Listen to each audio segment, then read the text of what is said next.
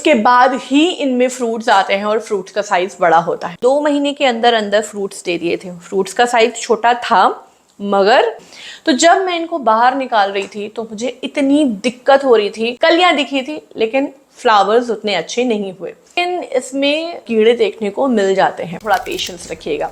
दूसरा, आपको बरसात के आसपास भी अनार देखने को मिल सकते हैं। बड़े से पॉट में लगाते हैं, फिर ये प्लांट मर जाते हैं, हमारे सारे पैसे वेस्ट हो जाते हैं। कि चीकू का प्लांट तो हमारे यहाँ है लेकिन चीकू में चीकू नहीं आते, तो समझिए। लेकिन 2 साल तक तो नहीं आते हैं। पोटेशियम और फास्फोरस हो, मार्च से लेके सितंबर तक आप इसको किसी भी नर्सरी से ला सकते हो। फर्टिलाइजर दीजिए। फ्लावरिंग के स्टेज पे जब होता है, मैं कुछ नहीं करती हूँ। शुरू में जब मुझे ये कैटरपिलर दिखते थे तो मुझे कोई प्रॉब्लम नहीं। कहते हैं कि मेहनत का फल मीठा होता है, और मैं कहती हूँ कि अगर वो फल आपने घर में अपने ही गार्डन में ऑर्गेनिकली उगाया हो तो वो कुछ ज्यादा ही मीठा लगता है। मेरा नाम सुदीप्ति है, मैं गार्डनिंग करती हूँ, आप लोगों को गार्डनिंग के लिए मोटिवेट करती हूँ और गार्डनिंग से रिलेटेड जितनी भी प्रॉब्लम्स हैं उनको सॉल्व करती हूँ। और आज के वीडियो में मैं आपको मोटिवेट करूंगी कि आप अपने घर में फल वाले प्लांट्स लगाएं। बहुत जरूरी है ये। मैं देख रही हूँ कि लोग इतना इंटरेस्ट नहीं ले रहे हैं फ्रूटिंग प्लांट्स में। मुझे जितनी भी क्वेरीज आ रही है मोस्टली फ्लावरिंग प्लांट पे, मधुकामनी, मधुमालती, गुलाब वगैरह वगैरह, मगर फ्रूट प्लांट्स क्यों नहीं उगा रहे हैं आप? लोग हेजिटेट कर रहे हैं। लोगों को लगता है कि जो फ्रूट वाले प्लांट्स हैं इनमें फ्रूट आएंगे ही नहीं। बिल्कुल गलत है, बिल्कुल आते हैं। दूसरी चीज़, लोग सोचते हैं कि इसमें बहुत ज़्यादा स्पेस चाहिए। मैं आपको बता दूं, अगर इतना बड़ा, ये मेरा 18 इंच का गमला है, अगर इतना रखने की आपकी टेरेस में, बैल्कनी में जगह है तो आप बिल्कुल अपने घर में फल वाले कुछ पौधे बहुत आसानी से उगा सकते हो और आपको रिजल्ट्स भी अच्छे मिलेंगे। तीसरी चीज़, लोग सोचते हैं कि ये जो फ्रूट वाले प्लांट्स हैं इनमें बहुत ज़्यादा केयर चाहिए, बहुत डिमांडिंग होते हैं, जो कि पूरी तरीके से गलत है। मुझे कभी कभी लगता है कि वेजिटेबल वाले प्लांट्स ज़्यादा केयर मांग रहे हैं, फ्रूट वाले प्लांट्स उतनी केयर नहीं मांगते हैं। ये नॉर्मल प्लांट्स की तरह ग्रो किए जाते हैं। आज मैं आप लोगों से रिक्वेस्ट कर रही हूँ, एक बार मेरा कहा जरूर मानिएगा, अपने घर में कुछ फ्रूट प्लांट्स जरूर उगाइए। फल तो ये देते ही हैं, इसके अलावा बहुत बड़ा बेनिफिट ये है कि इनको लगाने से चिड़िया आती हैं, फुल जंगल, मिनी गार्डन वाली फील आती है। ये बड़े बड़े वृक्ष होते हैं एक्चुअली, जब हम इनको पॉट में रखते हैं तो इसमें भी ये वही वाली फील देते हैं। आप इनको लगाओगे ना, आपको बहुत ही रिलैक्स फील होगा। और मेन चीज़ ये है कि आप अपने घर में खुद से उगाए हुए ऑर्गेनिकली फल खाओगे। बाहर जो फ्रूट्स मिल रहे हैं हमें बिल्कुल भी आइडिया नहीं है कि वो किस तरीके से उगाए गए हैं। कोई कह रहा है कि वाटरमेलन में कलर मिला रहे हैं, हद से ज़्यादा पेस्टिसाइड केमिकल्स डाले जा रहे हैं। दूसरी चीज़, ये कितने ज़्यादा महंगे हैं भाई, बजट से बाहर। अगर डेली आपको एक फ्रूट खाना है तो आप क्या करोगे? और मेन चीज़ ये है कि हम पूरी तरीके से मार्केट पे डिपेंड हो गए हैं फ्रूट्स के लिए। ये गलत है। मैं आपको सबसे पहले बता दूं कि फ्रूट प्लांट्स तो बहुत सारे हैं, लेकिन सारे प्लांट्स आप कंटेनर में नहीं ग्रो कर सकते हो। केला है, आम है, पपीता है, जब ये साइज पकड़ते हैं, लंबाई पकड़ते हैं, बढ़ते हैं, उसके बाद ही इनमें फ्रूट्स आते हैं और फ्रूट्स का साइज बड़ा होता है। और अगर लोग कंटेनर में इनको ग्रो कर रहे हैं, मतलब समझ जाइए कि आप भयंकर फर्टिलाइजर, बहुत ज्यादा केमिकल का इस्तेमाल हो रहा है। लेकिन बिना केमिकल का इस्तेमाल किए कंटेनर में भी हम कुछ फ्रूटिंग प्लांट्स को ग्रो कर सकते हैं और उनसे अच्छे रिजल्ट्स ले सकते हैं, बड़े बड़े फल ले सकते हैं। तो आज की वीडियो में मैं आपको 4 ऐसे फ्रूट के प्लांट्स दिखाने जा रही हूं जो आप बहुत इजीली अपने घर में ग्रो कर सकते हैं और उनसे फल ले सकते हैं। मैं पूरी डिटेल इन्फॉर्मेशन दूंगी कि ये कहाँ मिलेंगे, कैसे ग्रो करने हैं, कैसी मिट्टी होनी चाहिए, कितना बड़ा पॉट, पानी, धूप, और इनसे आपको कब फल मिलेंगे। So let's start.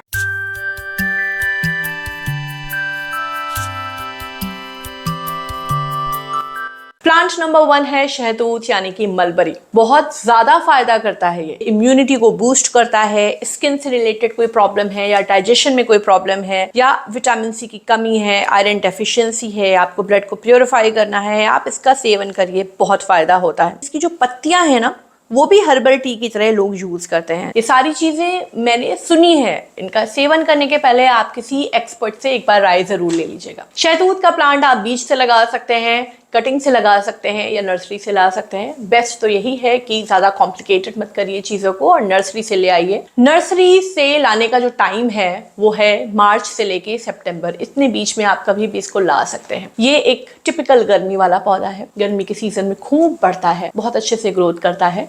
जब ठंड आती है तो थोड़ा सा स्ट्रेस में जाएगा, थोड़ी पत्तियां वत्तियां इसकी झुलसेंगी, लेकिन फिर जैसे ही बसंत आएगी ये प्लांट फिर अपने आप रिकवर होना शुरू हो जाएगा। आप इसकी पत्तियां थोड़ी छाट दीजिएगा, ये फिर से वैसे ही ग्रो करना शुरू हो जाएगा। अब मैं इसके पॉट की बात करती हूँ। इसके लिए जो बेस्ट है वो है 18 इंच का पॉट। 18 इंच के प्लास्टिक के पॉट में रखिए, बहुत अच्छे से ग्रो करता है। मिट्टी का अगर 18 इंच का पॉट आपको मिलता है तो इससे अच्छी कोई बात ही नहीं है, मगर वो मिलना बहुत मुश्किल होता है। सीमेंट के पॉट में बिल्कुल भी मत रखिएगा, एक तो वो अननेसेसरी हैवी होते हैं, फिर रीपॉटिंग की दिक्कत, मिट्टी अंदर खराब हो जाती है, उसको ठीक करने में बहुत प्रॉब्लम होती है। मैं आपको बता दूं कि शुरू में मैंने इसको 12 इंच की ग्रो बैग में रखा था और उसमें भी इसने अच्छे से फ्रूटिंग वगैरह की थी। फिर कुछ सालों के बाद मैंने इसको प्लास्टिक के पॉट में शिफ्ट किया, तो मेरा जो अपना एक्सपीरियंस है वो यही कहता है कि इसको सीधे 18 इंच के आप पॉट में लगाइएगा और ग्रो बैग में बिल्कुल भी मत लगाइएगा। क्यों, मैं अभी आपको बताऊंगी। इसको आपको ऐसी जगह पे रखना है जहां पे कम से कम 5 घंटे की धूप आती हो। 5 घंटे से कम है, मतलब 3 या 4 घंटे की है, तो हो सकता है कि उतनी अच्छी फ्रूटिंग ना हो और फ्रूट का साइज बड़ा ना हो। शहतूत ही एक ऐसा है जिसके बारे में मैंने तो देखा ही है, बाकी बहुत सारे लोगों ने बताया है कि वो तुरंत फ्रूटिंग करना शुरू कर देता है, फर्स्ट ईयर से ही फ्रूटिंग करनी शुरू कर दीजिए। ये देखिए, जब मैं बिल्कुल नया नया लाई थी उसने पहले ही 2 महीने के अंदर अंदर फ्रूट्स दे दिए थे। फ्रूट्स का साइज छोटा था मगर फ्रूट्स मीठे थे और मैंने खूब खाए और खूब फलों का आनंद लिया। इसलिए आप शुरू से ही इसकी प्रूनिंग पिंचिंग करते रहिएगा। टिप कटिंग आप करते जाएंगे, ये घना होता जाएगा तो एक सारे खूब सारे फ्रूट निकालेगा। ये जो प्लांट है इसको जनरली पानी ऐसे ही देना चाहिए जैसे नॉर्मल प्लांट्स को देते हैं। जब भी मिट्टी आपको सूखी दिखे आप जम के पानी दीजिए। पॉट इसका बड़ा होता है तो थोड़ा आराम से रुक के पेशेंस के साथ पानी दीजिएगा। महीने में एक बार आप कोई भी फर्टिलाइजर इसको दे सकते हैं। मैं जनरली महीने में एक बार कोई भी काउ डंग फर्टिलाइजर, बनाना पील, अनियन पील, कुछ भी नॉर्मली देती रहती हूँ जो मैं बाकी प्लांट्स में देती हूँ। लेकिन जब ये फ्रूटिंग की स्टेज पे आता है, जब ये फ्रूटिंग के सीजन पे आता है, तब मैं इसको हर 10 दिन में कोई ना कोई हैवी फर्टिलाइजर या कोई ना कोई माइक्रो न्यूट्रिएंट्स देती हूँ। शहतूत में आपको जनरली साल में 2 बार फल मिलेंगे। एक तो आपको मिलेगा बसंत के आसपास और दूसरा आपको मिलेगा अक्टूबर नवंबर में। नाउ अब कुछ स्पेशल टिप। सबसे पहली चीज़ ये है कि बहुत स्पीड से ग्रो होता है। हम कुछ प्लांट्स लेके आते हैं ना, हम वेट करते हैं कि कब ये बढ़ेगा कब ये बढ़ेगा। जैसे मेरे बगल में ये बैठे हैं, इनकी ग्रोथ पता ही नहीं चलती कि कब ये बढ़ेंगे, ये इनकी ग्रोथ पता नहीं चलती है। लेकिन शहतूत दिन दुगनी रात चौगनी करके बढ़ता है, तो थोड़ा सा आप इसको एंजॉय करिएगा। नाउ एक बहुत इंपॉर्टेंट टिप है, जितने भी फ्रूटिंग प्लांट्स हैं उनको आप कृपया ग्रो बैग में मत लगाइएगा। No doubt grow bag 18 inch का बहुत बड़ा होता है और उसमें बहुत अच्छी ग्रोथ हो सकती है प्लांट्स की, उसमें जड़ें बहुत अच्छे से फैलती हैं। लेकिन जो ग्रो बैग है उनसे प्लांट्स को बाहर निकालना बहुत मुश्किल होता है। मैं अपनी ग्रो बैग में लौकी, कद्दू, तरोई वगैरह सब कुछ लगाती हूँ और जब 6 महीने का सीजन चला जाता है इनका तो मैं प्लांट बाहर निकाल लेती हूँ, मिट्टी हटा देती हूँ। लेकिन जो फ्रूटिंग प्लांट्स हैं उनको जब मुझे बाहर निकालना होता है, एक्चुअली बाहर निकालना पड़ता है, कुछ टाइम के बाद मिट्टी चेंज करनी पड़ती है तभी तो फ्रूटिंग होगी। तो जब मैं इनको बाहर निकाल रही थी तो मुझे इतनी दिक्कत हो रही थी, या तो मुझे लग रहा था कि ग्रो बैग फाड़ना पड़ेगा या मुझे लग रहा था कि ये जो जड़ें हैं ये खराब हो जाएंगी। दूसरी चीज़ कि ग्रो बैग जो भारी होते हैं उनको शिफ्ट करना बहुत मुश्किल होता है। उसके कंपैरिजन जो पॉट्स हैं आप 2 लोग मिलके उठा लो या खींच लो, वो ईजी होता है। नेक्स्ट हमारा फ्रूटिंग प्लांट है अनार यानी कि पोमेग्रेनेट। देखिए कितना प्यारा लगता है जब अपने ही घर में उगता है। इसके बहुत सारे मेडिसिनल बेनिफिट्स हैं। हार्ट हेल्थ के लिए बहुत इंपॉर्टेंट है ये, हीमोग्लोबिन बढ़ाता है, इम्यूनिटी बढ़ाता है और इसकी पत्तियों को भी ट्रेडिशनल रेमेडीज़ के लिए, डाइजेशन वगैरह के लिए यूज़ किया जाता है। एक बार आप चेक कर लीजिएगा, किसी डॉक्टर से पूछ के ही सेवन करिएगा, वैसे जनरली हम लोग अपने घर में सेवन करते हैं। अनार कटिंग से भी लगता है और नर्सरी से भी लाते हैं। मैं आपको सजेस्ट करूंगी कि आप इसको नर्सरी से लेके आइए। इसको भी हम मार्च से लेके सितंबर तक कभी भी खरीद कर ला सकते हैं। ये भी एक टिपिकल गर्मी वाला पौधा है, गर्मी में बहुत अच्छी ग्रोथ करता है। जब बहुत ज्यादा ठंड पड़ेगी, जनवरी दिसंबर एंड, तब भी थोड़ा सा दिक्कत में आता है। ये प्लांट थोड़ा स्ट्रेस में जाएगा, लेकिन फिर जैसे ही बसंत आती है ये रिकवर हो जाता है। इसके पॉट की बात करूं तो इसको भी आप 18 इंच के पॉट में लगाइएगा। इससे बड़े में आप लगा सकते हैं, वेल एंड गुड, लेकिन इससे छोटे में आप मत लगाइएगा, वरना आपको अनार बहुत छोटे मिलेंगे। धूप की बात करूं तो 5 से 6 घंटे की धूप जरूरी है। अगर आप धूप कम दोगे तो आप अनार एक्सपेक्ट मत करिएगा। इसके बारे में लोग बोलते हैं कि हमने अनार लगाया, अनार नहीं आए। अनार चाहे बीज से लगाया हो या ग्राफ्टिंग कटिंग से लगाया हो, ये पहले तो जमने में टाइम लेता है। मान के चलिए 1-2 साल तो ये सेट होता है। फिर जब ये एक बार जम जाता है, उसके बाद ये ग्रोथ करना शुरू करता है। इसमें आपको हर साल अच्छे अच्छे रिजल्ट्स देखने को मिलेंगे। आप यूँ समझ सकते हैं कि हर साल आपको इसमें इम्प्रूवमेंट देखने को मिलेगा। पहली साल मुझे बहुत ही छोटी छोटी बर्ड्स दिखी थी, कलियां दिखी थी, लेकिन फ्लावर्स उतने अच्छे नहीं हुए। अगले साल मुझे फूल मिले, उसके बाद मुझे अनार दिखे मगर छोटे छोटे, हरे हरे, कोई बात नहीं। फिर उसके बाद मुझे अनार मिलने लगे, थोड़े से बड़े और लाल भी होने लगे, और फिर अब तो और बड़े बड़े अनार होने लगे हैं। जैसे आप जनरल प्लांट्स में पानी देते हैं वैसे ही दीजिएगा। जब मिट्टी सूखी दिखे पानी दे दीजिएगा। फ्लावर्स में भी जब फ्लावर्स दिख रहे हो तो भी जनरल नॉर्मल, जैसे मिट्टी सूखी दिखे तब। लेकिन जब आपको दिखे कि अनार बन रहे हैं, छोटे छोटे अनार आ गए हैं, तब थोड़ा सा आप पानी का ध्यान रखिएगा। पानी की कमी नहीं होने दीजिएगा, वरना रस नहीं बनेगा। मैं जनरली महीने में एक बार कोई भी ऑर्गेनिक फर्टिलाइजर दे देती हूँ, लेकिन जब ये फ्रूटिंग की स्टेज में होता है तो हर हफ्ते में कोई ना कोई ऑर्गेनिक हैवी फर्टिलाइजर देती हूँ। प्लस 3 महीने में एक बार, जैसे कि गर्मी की शुरुआत में, बसंत की शुरुआत में, पतझड़ की शुरुआत में, ठंड की शुरुआत में, ऐसे करके मैं इसकी गुड़ाई करती हूँ और इसकी मिट्टी में कंपोस्ट ऐड करती रहती हूँ। वैसे ये कोई पेस्ट प्रोन प्लांट नहीं है कि कीड़े लग ही जाएंगे, जैसे गुड़हल में मिलीबग्स वगैरह होते हैं या क्रिसैंथेमम में एफिड्स होते हैं। जरूरी नहीं है कि ये हो ही जाएंगे, लेकिन इसमें कीड़े देखने को मिल जाते हैं। कभी एफिड्स, कभी कुछ कुछ दिख जाते हैं अगर आपके गार्डन में है। अच्छे से नीम का स्प्रे कर दीजिए, प्लांट प्रोटेक्टर का स्प्रे कर दीजिए, नीम ऑयल का स्प्रे कर दीजिए। हफ्ते में एक बार कर दीजिए। हफ्ते में एक बार नहीं कर सकते तो कम से कम महीने में 2 बार आप कोई ना कोई ऑर्गेनिक पेस्टिसाइड का स्प्रे इसके ऊपर करेंगे तो इसमें कभी कीड़े देखने को नहीं मिले। जनरली इसमें साल में 2 बार फ्रूट्स आते हैं। एक फरवरी मार्च के आसपास इसमें फ्रूटिंग शुरू होती है, और ये जो फ्रूटिंग है ये टाइम लेती है। ऐसा नहीं है कि अनार मतलब 1 हफ्ते 2 हफ्ते में ही आपको मिल जाए। धीरे धीरे धीरे धीरे 2-3 कभी कभी महीने ले लेता है ये बड़े होने में, लाल होने में, तो थोड़ा पेशेंस रखिएगा। दूसरा, आपको बरसात के आसपास भी अनार देखने को मिल सकते हैं, और तीसरा, आपको ठंड शुरू होने के पहले भी अनार देखने को मिल सकते हैं। अब मैं आपको एक स्पेशल टिप बताती हूँ, और ये सिर्फ अनार के लिए ही नहीं, सारे फ्रूटिंग प्लांट्स के लिए है। जब आप कोई भी फ्रूट प्लांट नर्सरी से लेने जा रहे हैं तो आप इस चीज़ पे फोकस मत करिए कि कौन सी वैरायटी। अब वो बोल देंगे कि जापानी वैरायटी है, अब वो बोल देंगे चाइनीज़ है, या वो बोल देंगे NH4 है। आप उससे क्या कर लोगे, ये जान के क्या ही हो जाएगा। इस चीज़ पे उतना फोकस मत करिए। दूसरी चीज़, अगर वो बोलते हैं कि ये जो प्लांट है ये 3000 का है, 2500 का है, उसमें आपको बड़े बड़े आम दिख रहे हैं या अनार दिख रहे हैं कि आप ले जाइए, बिल्कुल भी नहीं। फ्रूटिंग प्लांट्स में इतने पैसे नहीं वेस्ट करने हैं। इन प्लांट्स में जो आपको बड़े बड़े फ्रूट्स दिख रहे हैं ना, बहुत अलग तरीके से ग्रो किए जाते हैं, और हम घर लाते हैं, इनको बड़े से पॉट में लगाते हैं, फिर ये प्लांट मर जाते हैं, हमारे सारे पैसे वेस्ट हो जाते हैं। मैं आपको सच बता रही हूँ, बहुत ही बेसिक सा 100-200, बहुत ज़्यादा 300 रुपए में आपको बहुत अच्छा फ्रूटिंग प्लांट मिल जाएगा। आप वो खरीद के लाइए। शुरू से ही उसकी हल्की हल्की पिंचिंग करिएगा, उसको घना बनाइए, और वो धीरे धीरे बहुत अच्छे फ्रूट्स देता है। नेक्स्ट प्लांट इस कैटेगरी में आता है चीकू।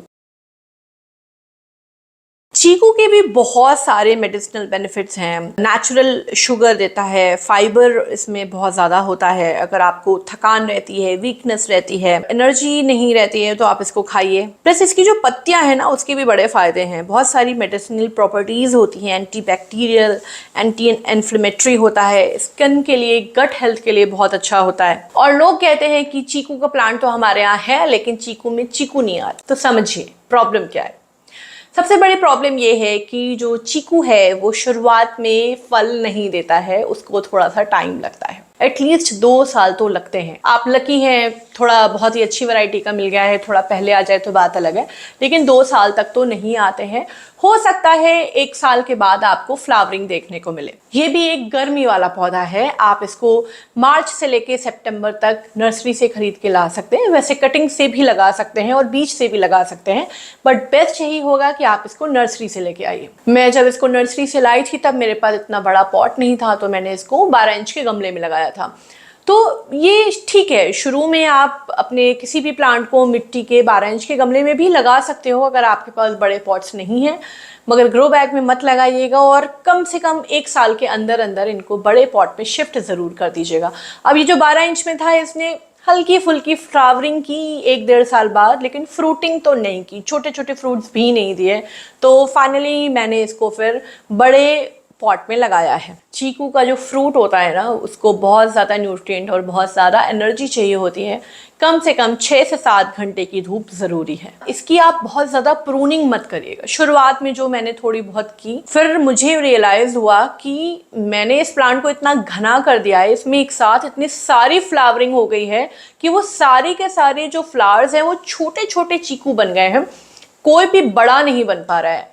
तो फिर मुझे लगा कि ये गलत है। फिर बाद में अब मैंने इसको ठीक करना शुरू किया है और अब मैं ज़्यादा इससे फ्लावरिंग नहीं लेती हूँ।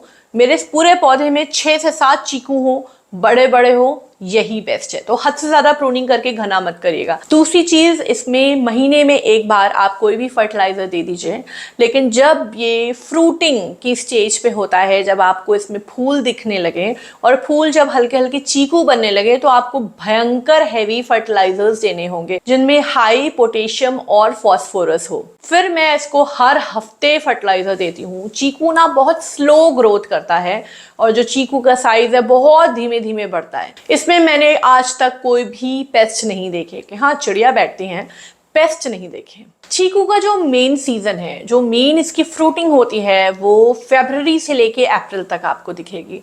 एक बार जो फ्रूटिंग शुरू होती है फिर थोड़ा टाइम लेती है, 2-3 महीने तो लेती है अपने फ्रूट को साइज पकड़ने में, पकने में। दूसरा सीजन इसका आता है सितंबर अक्टूबर, ये समझ लीजिए जब ठंड शुरू हो रही होती है उसके पहले, मतलब सुहावने मौसम में ये फ्रूटिंग देता है। और कुछ ऐसे चीकू के वैरायटीज भी हैं जो कई बार मल्टीपल टाइम्स आपको फ्रूट्स देते हैं। शुरुआत में जो मेरे चीकू के प्लांट थे वो बहुत ही छोटे छोटे हो रहे थे, तो मुझे लगा कि शायद कंटेनर गार्डनिंग में इतना ही बड़ा चीकू मिलेगा, लेकिन अब धीमे धीमे ये साइज भी पकड़ने लग गए हैं। नाउ नेक्स्ट और लास्ट फ्रूटिंग प्लांट इस कैटेगरी में आता है करौंदा। करौंदा में विटामिन सी बहुत ज़्यादा होता है। लोग डाइजेशन के लिए या एसिडिटी की प्रॉब्लम को ख़त्म करने के लिए इसका यूज़ करते हैं। ब्लड को प्योरीफाई करता है, गर्मी में ठंडक देता है, और मेन चीज़ है कि मैं तो करौंदे का अचार डालती हूँ। करौंदा मिर्च मिला के एक सब्जी टाइप बनती है चटनी, मैं वो बनाती हूँ। और चटनी पुदीना तोड़ा, धनिया तोड़ा, करौंदे की मस्त चटनी बनती है। और वैसे जो इसकी पत्तियां हैं ना, ट्रेडिशनल मेडिसिन में भी स्किन प्रॉब्लम में या कहीं घाव हो गया है उसको भरने में भी यूज होता है, लेकिन वो आप किसी आयुर्वेद के वैद्य से पूछ के ही करिएगा। करौंदा भी एक वैसे टिपिकल गर्मी वाला ही पौधा है। मार्च से लेके सितंबर तक आप इसको किसी भी नर्सरी से ला सकते हो, कटिंग से, ग्राफ्टिंग से लगा सकते हो, बीज से लगा सकते हो, लेकिन बेस्ट ये है कि आप नर्सरी से लाइए। इसके लिए 18 इंच का गमला तो रख ही सकते हैं, साथ में इसको आप 16 इंच के गमले में भी रख सकते हैं। मेरा ये जो है ना, जब से आया है 16 इंच के ग्रो बैग में है। मुझे इसको शिफ्ट करना है और मुझे पता है कि सेम प्रॉब्लम मुझे फिर आएगी जब मैं इसको शिफ्ट करूंगी, बट मुझे ये रियलाइज हुआ है कि जरूरी नहीं है कि इसको 18 इंच पे ही लगाएंगे, इसको 16 इंच के भी पॉट में लगाया जा सकता है। धूप की बात करूं तो 5 से 6 घंटे की धूप देंगे तो ये बहुत अच्छे से फ्रूटिंग करेगा। चाहे ग्राफ्टिंग से लगा हो, चाहे बीज से लगा हो, थोड़ा सा टाइम तो लेता है ये फ्रूटिंग लाने में। बीज से लगाया है तो लंबा टाइम लेगा, हो सकता है 4 साल 5 साल ले ले। जो ग्राफ्टिंग से लगाया गया था वो मेरा दूसरे साल से फ्लावरिंग और फ्रूटिंग करने लगा। पानी करौंदे को कम दीजिए, एक बार दीजिएगा और भूल जाइएगा। मैं जब ड्रिप सिस्टम लगा के जाती हूँ अपने सारे प्लांट्स में, तो करौंदे का जो है ना वो बहुत ही कम ऑन करती हूँ, क्योंकि करौंदे को उतना पानी देंगे आप तो इसमें फ्लावरिंग झड़ने लगेगी, फ्लावरिंग नहीं होगी। फ्रीक्वेंट वाटरिंग, बार बार पानी नहीं देंगे। मंथ में एक बार आप इसमें कोई भी ऑर्गेनिक फर्टिलाइजर दीजिए। फ्लावरिंग के स्टेज पे जब होता है मैं कुछ नहीं करती हूँ, ना मैं एसएच पानी देती हूँ, ना मैं एसएच फर्टिलाइजर देती हूँ। जो हो रहा है होने दो, छिड़ती नहीं हूँ। जब इसमें करौंदे दिखने शुरू हो जाते हैं तब मैं इसमें high potassium, high phosphorus, high micronutrient वाले फर्टिलाइजर्स देती हूँ, वो भी हफ्ते में एक बार। इसमें आपको कैटरपिलर, जो तितली के अंडे हैं, वो सब देखने को मिल सकते हैं, क्योंकि ये जितने भी हैं कैटरपिलर वगैरह सिट्रस प्लांट में होते हैं। शुरू में जब मुझे ये कैटरपिलर दिखते थे तो मुझे कोई प्रॉब्लम नहीं, मुझे पता था कि शुरू में तो फ्लावरिंग होनी नहीं है, कुछ 8-10 पत्तियां अगर ये खा लेंगे तो कोई प्रॉब्लम नहीं है, क्योंकि मुझे अपने गार्डन में चाहिए तितलियां, सुंदर सुंदर तितलियां। तो मैंने तो उनको नहीं हटाया। लेकिन अगर आपको प्रॉब्लम है इन कैटरपिलर से, तो सिंपली वो पत्ती थोड़ा सा छाट लीजिए, पत्ती को कहीं और किसी और पेड़ के पास रख दीजिए। और वैसे तो इसमें पेस्ट वगैरह नहीं लगते हैं, लेकिन आप बीच बीच में महीने में एक बार कोई भी स्प्रे कर दोगे ऑर्गेनिक पेस्टिसाइड का तो बहुत अच्छा है। करौंदे देखिए कितने प्यारे, कितने क्यूट लग रहे हैं, और ये काफी बड़े हो गए थे। कुछ करौंदे तो मैंने इसी प्लांट पे ऐसे छोड़ दिए थे कि ये पक जाए, फिर मैं उसके बीज लेके और पौधे बनाऊंगी। अगर आप भी अपने घर में करौंदा लगाते हैं ना, तो आपको भी बहुत अच्छा लगेगा, बहुत अच्छे रिजल्ट्स आएंगे, बहुत ज़्यादा केयर की ज़रूरत है ही नहीं। अगर आप अपने फ्रूट्स वाले प्लांट पे केमिकल डालते हो, लाइक DAP, एप्सम सॉल्ट या यूरिया डाल रहे हो, या आप पोटेशियम खरीद के डाल रहे हो, ये सारी चीज़ें डाल रहे हो, तो हो सकता है कि आपको जल्दी रिजल्ट्स मिलें। और ये भी हो सकता है कि जो फ्रूट का साइज है वो काफी बड़ा हो। तो अगर आप ऑर्गेनिकली ग्रो करोगे तो शुरू में हो सकता है इतना बड़ा ना हो, धीरे धीरे बड़ा होगा। लेकिन अगर आप केमिकल का इस्तेमाल करोगे तो शायद शुरू में ही आपको फ्रूट्स बड़े मिल जाए, लेकिन उसका कोई फायदा नहीं है। आपने अभी एक्साइटमेंट में केमिकल डाल के फ्रूट्स तो ले लिए, लेकिन वो मिट्टी बेकार हो जाएगी, वो प्लांट खराब हो जाएगा। देखिए, ये जो केमिकल्स होते हैं ये एक तरीके से दवाई है, ये लास्ट स्टेज होनी चाहिए किसी भी चीज़ की। अगर आपको लगता है कि यार प्रॉब्लम बहुत ज़्यादा हो गई है, चीज़ें हैंडल नहीं हो रही हैं, तब कभी कदार सेफर साइड केमिकल का यूज़ करके हम वो प्रॉब्लम को ख़त्म कर सकते हैं। ऑर्गेनिकली अगर आप प्लांट्स को ग्रो करते हो, स्पेशली फ्रूटिंग प्लांट्स को, शुरुआत में रिजल्ट्स नहीं आएंगे। अरे तो भाई एरिका पाम भी कौन से फल दे रहा है, ये कौन से फल दे रहा है, ये भी तो फल नहीं दे रहा है, ये भी तो नॉर्मली ग्रो हो रहा है ना। तो वो भी नॉर्मली ग्रो होते हैं, लेकिन फिर धीरे धीरे धीरे धीरे करके लॉन्ग टर्म में इतने बढ़िया रिजल्ट्स आते हैं कि पूछिए मत। उम्मीद है कि अब आपको लग रहा होगा कि आपके घर में भी फ्रूटिंग प्लांट्स होने चाहिए। अगर आपका टेरेस खाली पड़ा है, कृपया करके उसमें फ्रूट प्लांट्स तो जरूर उगाइए। इसका पार्ट 2 भी आएगा, जिसमें मैं नेक्स्ट 4 और फ्रूटिंग प्लांट्स दिखाऊंगी, जैसे कि अमरूद वगैरह। तो मिलते हैं नेक्स्ट वीडियो में। और अगर ये वीडियो आपको अच्छी लगी है तो प्लीज़ इसको शेयर ज़रूर करिएगा। आपके शेयर करने से इस वीडियो की रीच बढ़ती है और ये ज़्यादा से ज़्यादा लोगों को पहुंचाई जाएगी और मुझे भी सपोर्ट मिलेगा। So make your own garden, be safe and stay connected. Bye bye.